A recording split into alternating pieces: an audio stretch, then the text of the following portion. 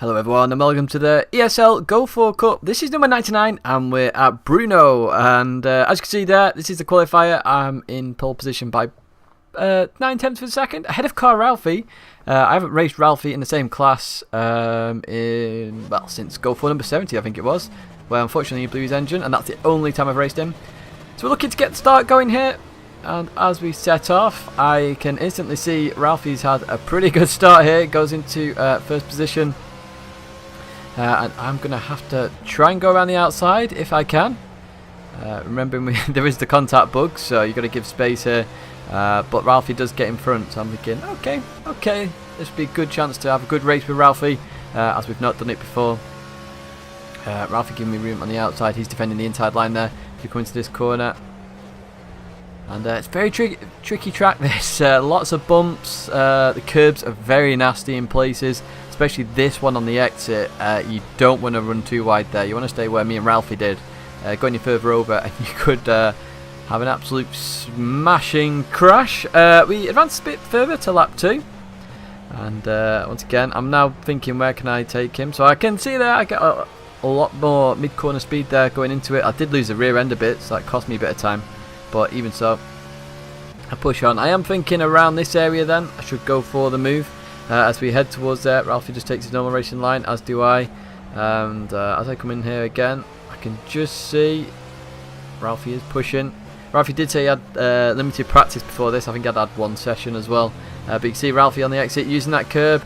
So I'm looking now, I'm thinking, okay, I'll go to the right. Then I go to the right again. Suddenly Ralphie darts to the right, and at that point I'm thinking, well, where is he? Where is he? Where is he? And I can see it now that he's gone. So I left him room there, he just keeps coming back on. And I'm actually thinking, you can see me looking up at the map, I'm like, well, what's happened there? Is it lag? The ping number was fine. Because literally as I moved right, he'd shot right. So it was a bit bizarre. So even so, I'd thought about it the entire race. I won the race in the end. And I found out that Ralphie's steering broke literally at the same point I moved right, so very unfortunate. You can see there I got a 57.0. I was hoping for a 56.9 at some point in this. So this is a semi-final. You can see we've got Johan in here, Mike. And once again, I'm now worried about the pole position starting on the grid, because we're on the left and it's a long right-hander. So it's going to be really difficult to try and maintain. So even so, I'm going to try. I got a bit better start this time. But even so, Johan, he just pulls up on me there, so I think it's something to do with the track. And as we go into the first corner, I'm side by side with Johan, and I'm now thinking, yeah, let's try and maintain this speed. So Johan does the same thing here, just gives me room there, all very good. And I'm not sure at this point whether I should pull in or not, so I decided to stay on the left hand side, see if I can gain that position. And as we go into the braking zone, Johan brakes a bit later than me. Obviously, he can do it because he's on the inside line. As I turn in there, I was on the inside line. I didn't. I wasn't going in too fast. And if you watch it again, you'll see I'm just turning in, and it's just a slight graze, and me and Mike get the contact bug. Really, really frustrating. So now we're going to try and push to catch Johan and also keep Mike behind us. Fortunately, that contact bug, I believe, is gone in Project Cars 2, so we can have some proper good racing. Because at that point in the race, if that didn't exist, it would have just been the slightest of grazes. It wouldn't even have been a tap, and we would have both continued on racing nonetheless, and probably might have gained the position, I'm not sure. We advanced a lap though, and we've now caught back up to Johan, so we can have this big battle with Johan and see if we can get that first position, because knowing that on both the qualifying and semi-final, second place has beaten me to the first corner, I am worried about the final at this point, so I need to make sure I know where I can overtake. And I'm also worried about Mike being in the McLaren because it's faster on the straights, so I need to try and get past Johan to try and pull away. And as I say, I was aiming for 56s here. That was my goal, to get a 1 minute 56 lap, which would have been the fastest lap I've seen at Brno. And so I'm going to start to try and figure it out. As we look to the left. Now I'm just trying to work out here where Johan is strong and where he is weak.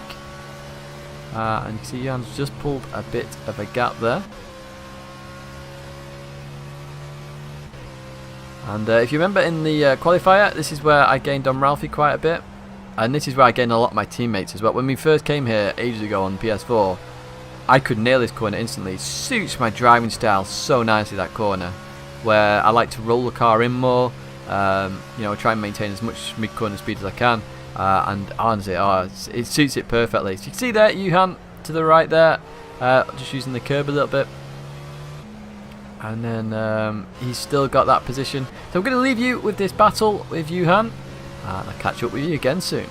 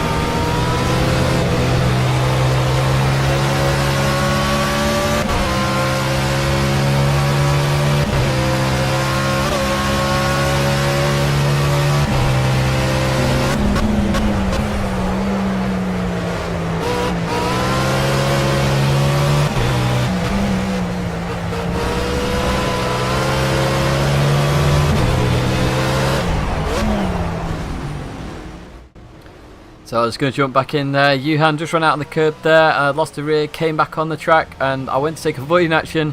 It was too late at that point. I hit Johan, and if I didn't hit Johan, Mike would have hit Johan, and we all collided together. And unfortunately, a racing incident there, and I was really frustrated. I did give Johan the position back, because I sort of continued that accident. Obviously, it's a racing incident. So Johan instantly goes defensive there. He's got a lot of damage. He hit the barrier full on, and I am going to get this position. So that was really frustrating that the battle ended like that, and I felt pretty gutted for Johan, to be honest, that that happened. But that curb on the exit of that corner is so dangerous. So yeah, you know, racing incident at the end of the day. I did speak to Johan afterwards about that and just said, you know, apologies for the additional contact, but nowhere to go. So continue on racing at this point. I'm thinking, right, I've got to try and catch Mike now and figure out where I can overtake Mike. So you can see the gap there, so it's 1.4 seconds. And I am pulling away from Johan. As I say, Johan's got a lot of damage. But we are now going to advance a bit further on in the race. We have caught up to Mike. So I'm going to leave you with this battle now for a few laps. And I'll catch up with you again soon while I try and look for the strengths and weaknesses of the McLaren and where I can overtake.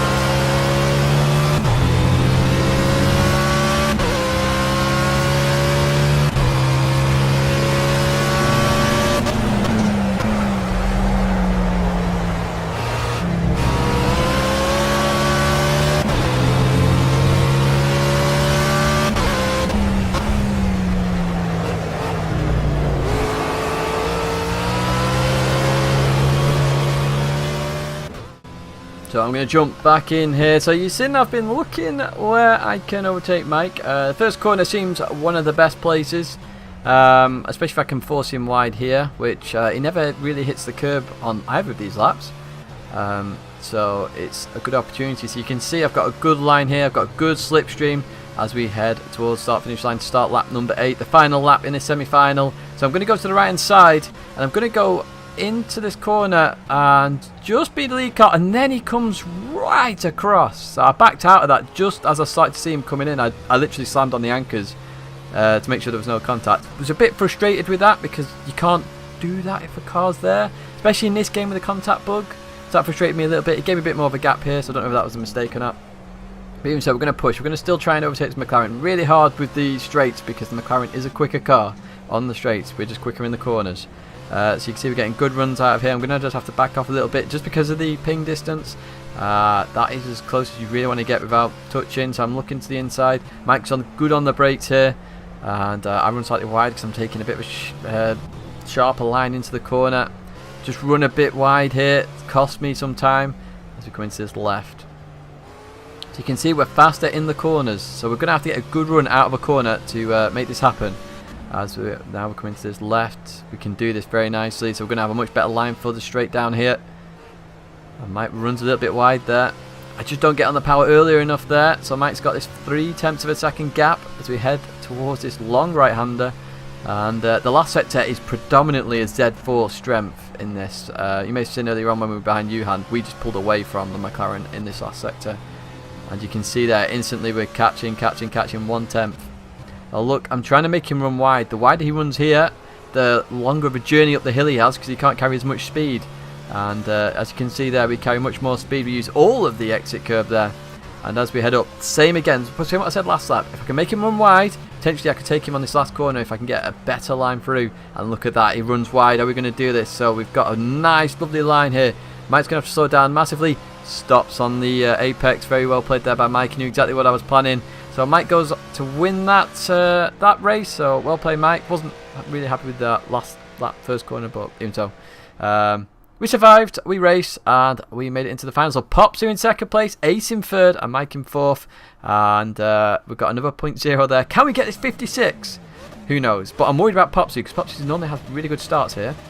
So off we go. And look at that gap to Popsu. Now in the other races, it had dropped to just under 1/10. We're actually increasing our gap to Popsu, so we're going to make this first corner in the lead. Now, because I made this first corner in the lead, I know the minute this happens, I can pull away, because I'm ridiculously fast here for whatever reason, compared to everybody else. So I now instantly can see the gap is ever increasing, and Ace and Popsu are having a big battle there for second place. And Ace now overtakes Popsu into second place. As we come into this corner, I just run a little bit wide, it comes back to me very nicely, and Ace, look at that, gets second place. So those two are going to start battling. So even more so I'm going to pull away because now those two battling, I've got it. So we advance to lap 12 and you can see I've got a massive gap to Ace, and Ace has consolidated that second place. And you can see my last sectors here actually. 29.1 should be a 28.9. I got a 56.4 middle. And then what's this last set's going to be? Is this going to be my 156 lap that I really, really want? You can see I'm flashing my lights. It's not. It's a 0.0. I was so gutted. But I was gutted that after, but obviously I'm happy with the win. So that's it. I won this Go4. Now the next one's a special one, number 100, and it's 2 rounds at Nürburgring GP and the finals at Nordschleife, and it's a 30-minute race in DTM Group A cars. So that'll be interesting. But that's it for now here from Brno. I hope you enjoyed that video. Some action in there, of course, more from the semi-final. A bit of drama in there as well. But that's it for now. Thanks very much for watching. Another video there if you want to watch it. Subscribe if you want, like if you like it, dislike if you dislike it. Leave a comment if you've got an opinion. Otherwise, I'll see you in the next video.